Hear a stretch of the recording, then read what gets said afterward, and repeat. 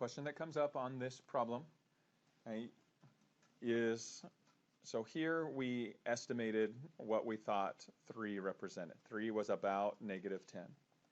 Okay, so a lot of times what a student will see is, here's a maximum, here's the minimum. Okay, so we know that this is the point -5 something, and this is the point 3 something. Okay, so students get that information, and then they just try to estimate. So if each of these each of these grid marks represents approximately 102, looks like it's a little bit more than 102, but approximately 102, then there might be a guess to what that might be. Okay, but in this problem, you can't guess. Is there a way that we can find the exact answer? Correct. So this is f of 3. This is f of -5. And so we can actually find what those values are. So we'll use our calculators here. And this is a great time to use function notation of the calculator. Since we're going to evaluate this function 2 different times, what I'm going to do is I'm going to take the time to enter it in my y editor. So diamond F1.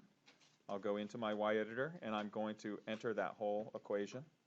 So 2x cubed plus 6x squared minus 90x plus 1. And then when I go to my home screen, what I can do is I can evaluate at -5 by using my y1 of -5. I'm using function notation. I've stored this equation here into y1. So when I call it using this function notation, it'll substitute the -5 in for me. I get 351. So that's my absolute maximum of this point, right, is going to be the point -5 and then 351. Okay, is that consistent with what I would expect to see here? Yeah, above 300. Okay, and then my minimum point is going to be this same thing. I'm just going to replace the -5 with a 3, evaluate the function notation of that. I get -161. Again, is that consistent with what I would expect? Yeah, so 3, -161, and that gives me my lowest point, my absolute minimum.